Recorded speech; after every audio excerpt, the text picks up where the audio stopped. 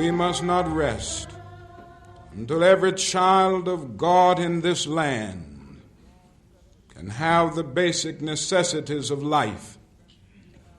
And I'm convinced that we have the resources and the technical know-how to solve this problem. I think that Dr. King's dream seemed complex to many people and really seemed out of reach. And it was not. It was something that I talked about all the time. It's the delivery of services through the agencies. Taxpayers have a covenant with their city.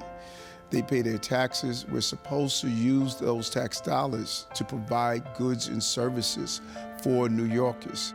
I think we've betrayed New Yorkers in the process. It's a betrayal to have 65% of black and brown children not reaching proficiency in education. That's an abandonment of Dr. King's dream. It's a betrayal not have adequate health care in our hospitals instead of feeding the healthcare crisis. That's a real betrayal. We're still fighting for people to have the right wages so they can provide for their families. He walked into housing development when there was a difficulty in providing adequate housing. We must make that happen. When you look at his legacy, his life, you see how we have betrayed everyday New Yorkers. So the goal is a simple one.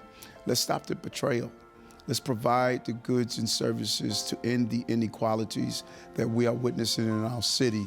And I think we can lean on what he did to ensure that we accomplish that same task. I'd like to welcome you all to our annual celebration of the birthday of the Reverend Dr. Martin Luther King Jr. It is an honor to be here with you today and to deliver opening remarks on such a special occasion. Although we cannot be in person and with one another, we will not be dissuaded from virtually celebrating the life of a great man, one whose legacy remains compelling to so many people a half century after his passing. We will be playing messages from prominent public officials. United States Senate Majority Leader and New York Senior Senator Chuck Schumer is providing all of us this afternoon with an inspiring message. We thank our senator for his outstanding and consistent support for higher education and for joining with Queens College as we honor Dr. King's legacy. Queens Borough President Donovan Richards is bringing us a special message. He has long been a great friend of Queens College. He's the first African-American male to be elected as Borough President here in Queens County. With us as well with her message is the new Speaker of the New York City Council, Adrienne Adams. She hails from Southeast Queens and is a staunch supporter of higher education opportunity. And we are thrilled that our main speaker today is Queens College alumnus and Assemblyman of the 31st District here in Queens, Khalil Anderson, the youngest Black Assembly member in New York State history. He has represented his district with distinction since his historic election in 2020. Finally, undergraduate student Jamal Mark will share a statement about what Dr. King's birthday means to him. I'd like to acknowledge and thank John Yanofsky, the head of the Dr. King Planning Committee, as well as all committee members, Regina Bain, Zaire Kalut, Carlos Cuestas, Julia de Palacio, Sharima DeWeese, Tanya Duncan, Elizabeth Gilbert, Jay Hershenson, Jennifer Jarvis, Dwayne Jones, Jeffrey Rosenstock, Amaya Somerville, Edison Weeks, and Simone Yearwood. Thanks to their efforts, we have secured some wonderful entertainment for you all today. We're excited to have with us Trey McLaughlin and the Sounds of Zamar, a dynamic choir from Augusta, Georgia, who has transcended cultural boundaries with their fresh adaptations of contemporary gospel, pop, and musical theater hits. A special thanks goes to the Kupferberg Center for the Arts, the Offices of External and Government Relations, Communications and Marketing, and Information Technology. Wherever you are today, you will certainly enjoy our special video presentation later in this program, which features interviews from Queens College alumni who were in attendance in Colton Auditorium 56 years ago when Dr. King spoke, right here on our beautiful campus. In his speech at Queens College, Dr. King said, "If we are to solve the problems of racial injustice in our country, we've got to work at it on a day-to-day and hour-to-hour basis." Dr. King's words still ring true today. That's because diversity is an ongoing process, just like democracy. It can't be merely rhetoric. It requires advocacy and engagement. It doesn't happen automatically. All of us have benefited from the historic struggle for Black equality. Many people of all different races and backgrounds participated with Dr. King and other leaders in the fight for civil rights back in the day. Many of us continue that fight now in our own ways. We need to work together to make Dr. King's dream of racial equality a reality, and it begins here on our own campus. That's why at Queens College, we have embraced the ideals that Dr. King stood for in our 2021 to 2026 strategic plan, prepared over many months with input from all our stakeholders. This plan fully embraces diversity, equity, and inclusion. We've set goals to build DEI into our campus-wide policies, to make infrastructure investments that demonstrate material support for it, and to become a college of choice for more Black students and students with disabilities. DEI has long been a commitment in my own career as well. I worked at a historically Black university and a school for the deaf and hard of hearing for many years. I was attracted to Queens College because of the diversity of our student body, including so many immigrants, and the sons and daughters of immigrants and migrants, as well as numerous first-generation college attendees. I want to take this opportunity to do what we should always do: apply our principles on our own campus. I know issues will arise from time to time. As they do, we will address them based on confirmed facts, through appropriate process, and with an abiding commitment to racial justice and against bigotry of any kind, such as anti-Semitism. I know that it is crucial to communicate candidly, promptly, and as thoroughly as possible, with an awareness that as important as the content of our messages is the signal we send about how serious we are, how sincere we are. Allow me then to inform you we found graffiti on campus last week. A swastika and the words KKK lives were found on a bulletin board in Delaney Hall, a building which houses programs and offices of vital importance. We convened a meeting of the leadership of the institution immediately, and we advised the community of the very basic information we had at that time, without knowing if these scrawls were new or old. Our Chief Diversity Officer and Dean of Diversity, who just joined us, Jarima Deweese, is leading our response. We are investigating the matter vigorously. We have remediated it, and Jarima is holding a series of meetings. We understand symbols and words can and are threatening and should not be dismissed. We want to take care not to do the work of the perpetrator in promoting their hateful agenda, playing into their cause. We also make no assumptions about how this happened. It will take deliberate action to sustain a sense of community, a community which for us is as diverse as it could be. We are united in our dedication to this effort. Together, all of us at Queens College will continue to strive for equality for our community. We will do everything we can to honor the legacy of the great Martin Luther King Jr. I thank you all for being here today, and I very much hope you enjoy the program and festivities.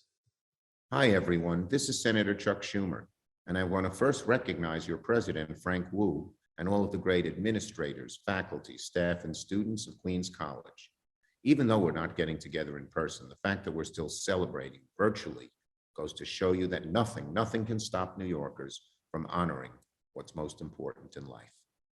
My friends, this week is very special.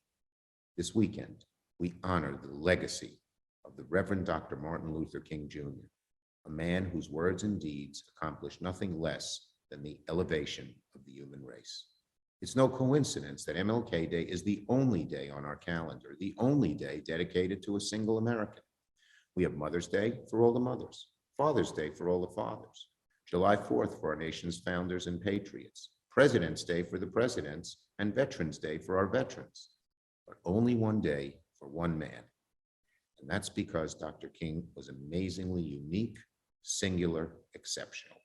On his broad shoulders, he lifted a giant mirror, hoisted it on his shoulders, and with his eloquence, with his brilliance, with his faith, he forced every American to look into that mirror. And when America looked in there, it didn't like what it saw.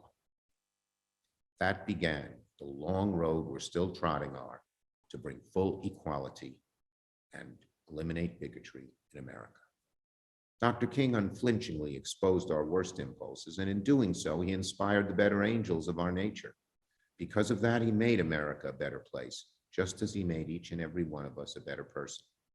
That's why back when I was a young congressman in the early 80s, I fought hard to make MLK Day a federal holiday in the face of ignorance and bigotry and cynicism.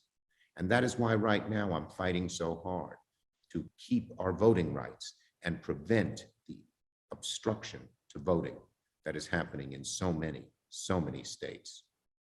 My friends, in honor of Dr. King's legacy, I feel it's my responsibility, it's all our responsibilities to never avert our gaze from the injustices that continue to plague our society. Dr. King wasn't afraid to call out injustice when he saw it and then to act to confront it. He spent every hour of his life in public service, right up to the end, fighting for what's right. As we commemorate his memory and spirit, we all must redouble our commitment to stamping out injustice and bigotry once and for all. And if we can do that, if we can finally succeed in making our society truly equal, then one day, the solemnity of MLK Day will be a thing of the past. And we'll be able to celebrate this holiday with parades and laughters for the victories we've achieved over inequality and bigotry in America one day. Thank you for letting me join you to honor one of the greatest Americans to ever grace our country. May he continue to be a stirring example for all of us in the days ahead. Hi, I'm Queens Borough President Donovan Richards Jr.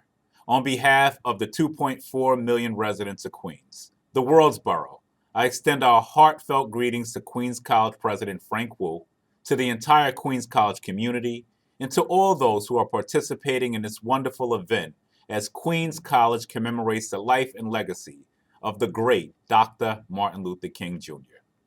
As part of this year's King Day commemorations, Dr. King's family is calling for Americans to use this day as a springboard to action to urge Congress to pass comprehensive voting rights legislation. This is very fitting, for Dr. King understood that it is the power to vote that gives all Americans a say in how they are governed and a voice at the table when important decisions are made regarding themselves and their families. I've taken the King family's message on this matter to heart. That is why I urge Congress to safeguard our precious and hard-won right to vote by passing the Freedom to Vote Act and the John Lewis Voting Rights Advancement Act. These two pieces of legislation are vitally important bills that will ensure that the Jim Crow laws that denied African Americans their right to vote for so many years do not come back into play. These bills must be passed without delay, and there is no better day to advocate for their passage than today on Dr. Martin Luther King Jr. Day.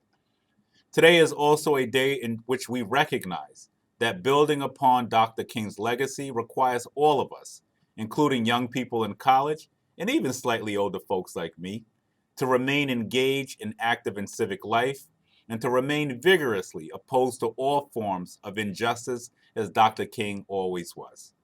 Dr. King spoke about the importance of activism and engagement during his memorable speech here at Queens College in 1965, when he encouraged students to engage in peaceful resistance against threat-style civil rights. Those who attended the speech, several of whom were interviewed for today's event, came away with renewed energy and vigor, with an eagerness to play their parts in the noble fight to secure civil rights for all. We need that energy and vigor to tackle the many injustices we face today. That's why I hope this event encourages today's young generation to never give up in the fight for civil rights and for dignity for all people. Thank you, President Wu, for giving me the opportunity to speak here today. Let us all continue to strive to protect and promote voting rights and all forms of civil rights as we fight to keep Dr. King's legacy alive for future generations. Greetings. I'm City Council Speaker Adrienne Adams, and I want to wish everyone a happy Martin Luther King Jr. Day.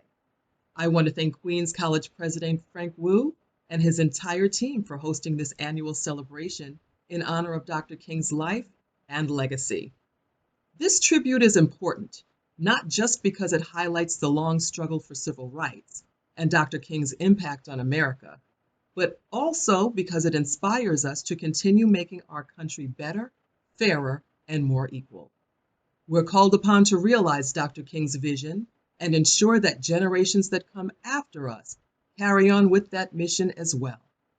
As you may know, Dr. King was no stranger to Queens College. In his 1965 speech at Queens College, he extolled the actions of 3 young men who were killed in Mississippi while helping African Americans exercise their right to vote, including Andrew Goodman, a student at Queens College. Dr. King said, quote, "It was Queens College that gave America, and indeed the world, Andrew Goodman, whose creative witness will certainly live for generations yet unborn," end quote.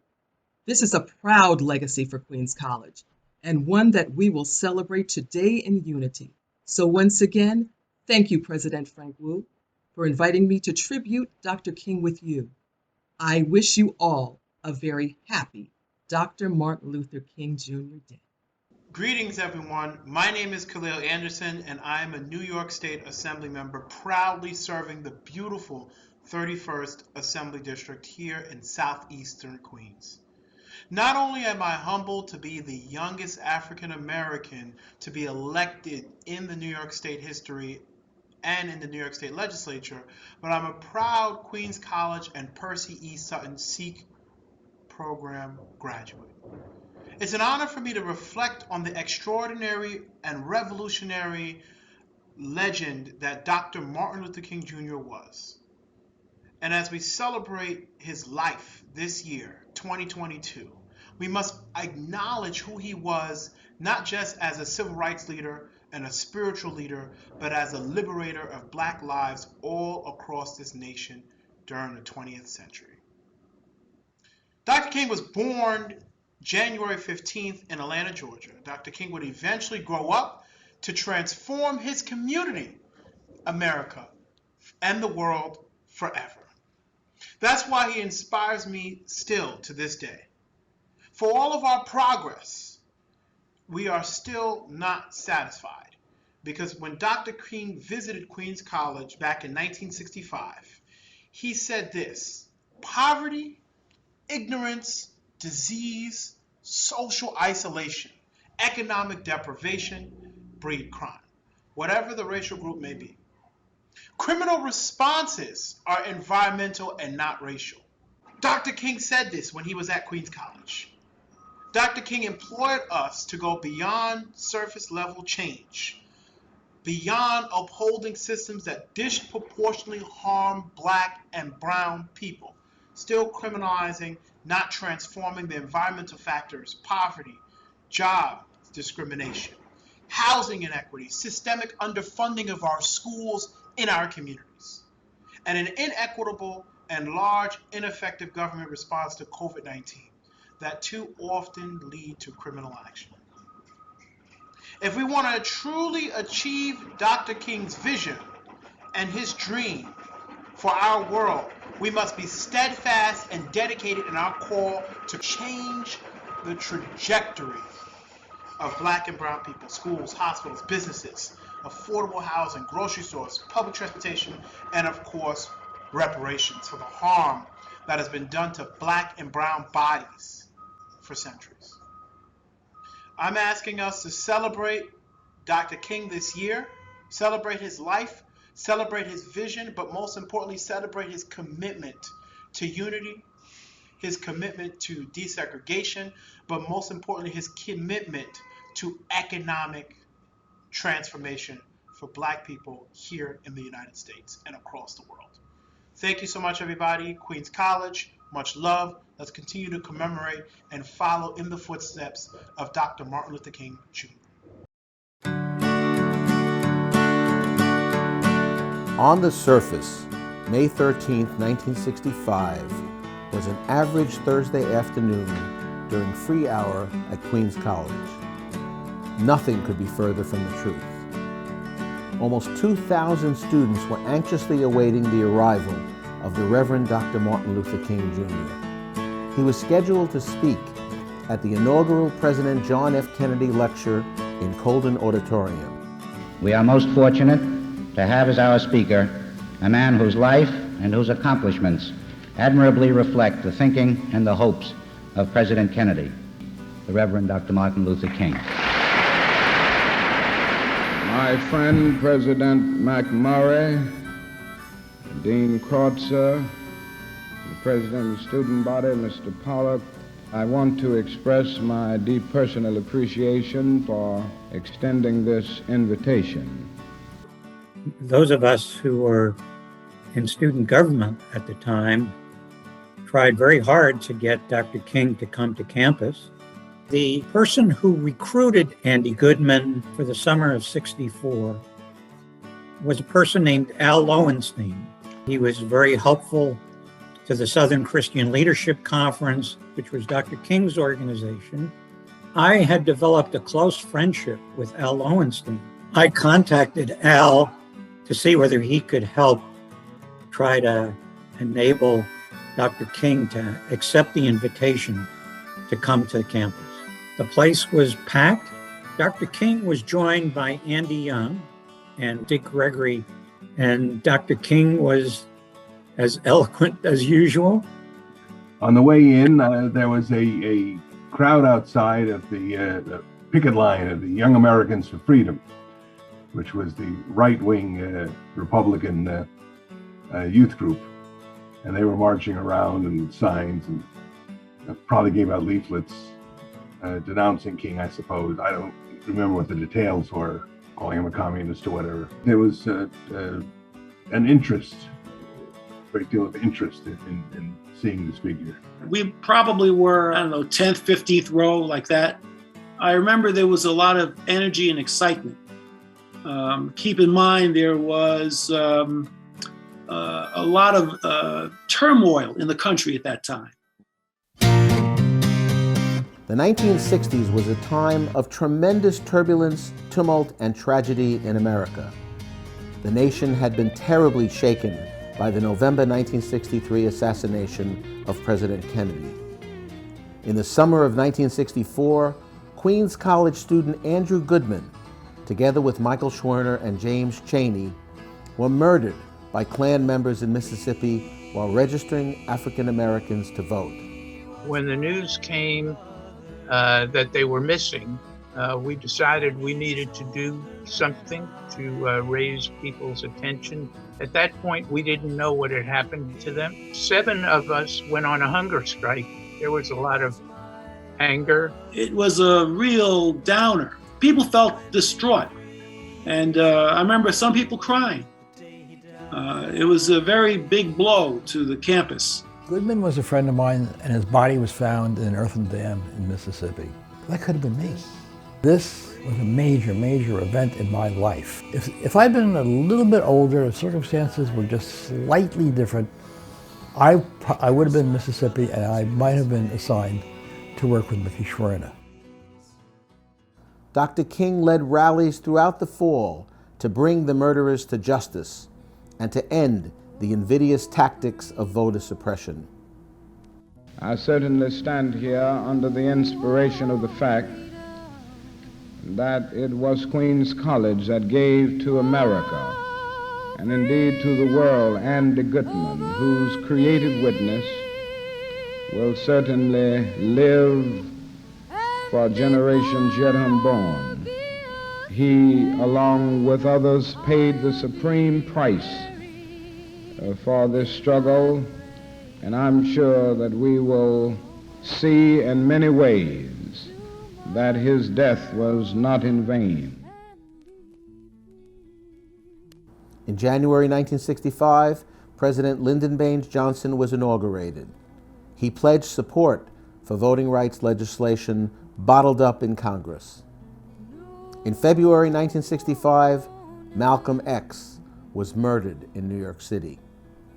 In March, the historic civil rights protest from Selma to Montgomery, Alabama, led by Dr. King, faced down horrible violence that became internationally known as Bloody Sunday. Civil rights worker Viola Liuzzo was murdered by Klan members on her way home from that very march. The fact is that the men who were accused of murdering her were engaged in a march in Anniston, Alabama with the Klan just this past Sunday, and they received a standing ovation It reveals that we have a long, long way to go when in any section of our country, murder becomes a popular pastime. While all this turmoil was happening on United States soil, the first U.S. combat troops entered Vietnam. The systematic bombing of North Vietnam had accelerated, and our nation was firmly at war. While Dr. King acknowledged the progress that had been made in the civil rights movement during his speech, he made it crystal clear that he was not yet satisfied. We've come a long, long way in the quest to make freedom and human dignity a reality for all people of our nation, but we still have a long, long way to go. Things today are different, very different, but you still have some of the same issues. Police brutality, poverty is worse. They clothe their racism in patriotism. And, they want America to be America, but their America is not the America of the Constitution. I am infuriated, to tell you the truth, though not surprised at these attempts to drive us back. All sorts of things that were regarded as having been succeeded are under attack now. Less than a decade ago, significant parts of the Voting Rights Act were eviscerated by the Supreme Court and have significantly weakened the protections that existed. The rationale for slavery was in part that Jesus looked like a white man. He was not a Negro, as they put it back then. And if that's the case, then black folks are not the same. And are not children of God. Rather, they were objectified. And I think to some degree, there's still a portion of the population that clings to some of those beliefs. When those beliefs are smashed, I think we'll have a much better world. We've got to figure out a way to recognize how this country gets to be much stronger and to utilize all the brain power and the skill and the talent that we have, rather than relegating such a big portion of the population to second-class citizenry. Hi everyone, my name is Khalil and I'm the Student Association President at Queens College. And I'd like to thank all of you who participated in the video and the generations of Queens College students who came before me, who helped advance our long-standing legacy of civil rights and who helped pave the way for our student activism. At the time that Dr. King gave his famous speech here at Queens College, students did not have the many programs that we have here today, including the Percy E. Sutton SEEK program, which provides access to higher education for students who are economically disadvantaged and students of color. I am one of those students who greatly benefit from this program today. We proudly stand on the shoulders of all of you in our enduring commitment to civil rights. We have a long, long way to go to defeat the virus of racism. And as we continue our quest for equality, the words of Dr. King remain eternal in our hearts. Thank you. We shall overcome someday. We shall live in peace. We shall live in peace. We shall live in peace someday. Oh, deep in my heart, I do believe we shall overcome someday. We shall all be free. We shall all be free. We shall all be free someday. Hello, everyone. I am Jamal Mark, Queens College Junior, majoring in computer science and minor in business. I currently serve as the Queens College Student Association Executive Committee Secretary and Public Relations Committee Chair. In addition, I serve as the Black Student Union Treasurer and CUNY University Student Undergraduate Delegate. I was born and raised in a low-income household in Crown Heights, Brooklyn, with an older sister and two parents who migrated from Grenada. I currently reside in South Jamaica, Queens. I attended 3 public schools, including Duke Ellington, Richard S. Grossley, and Jamaica Gateway to the Sciences High School. I graduated Jamaica Gateway to the Sciences High School with an Advanced Regents Diploma and honors from the National Honor Society, First Robotics, New York State Mock Trial Law Team, and Mali United Nations Team. In addition, I am an SEO, Sponsors for Educational Opportunity, Scholars, Class of 2019 alum. Without the Reverend Dr. Martin Luther King Jr., Andrew Goodman, and other heroes who fought for civil rights in the 1960s, I would not be facing you all today, addressing the importance of leadership, advocacy, and activism. And I would not have the opportunities and achievements I just mentioned. Many students of color would not be enrolled at Queens College, and all the opportunities and resources for people of color would not exist. Without Dr. King and all those who fought for civil rights, this city and nation would not have the leaders of color we see today. It is very ironic to see how people today are experiencing what Dr. King, Andrew Goodman, and other civil rights leaders have faced in the 1960s. In July 2021, the Queens College Student Association hosted the second Black Lives Matter March, which is where I met State Representative Khalil Anderson. However, it went beyond the Black Lives Matter movement. There are now recurring social movements about gender equality, women's rights, abortion rights, and so on. Everyone is still fighting for civil rights. We have made progress, but we are not fully satisfied. Because just as NBA legend Kobe Bryant once said, the job is not done.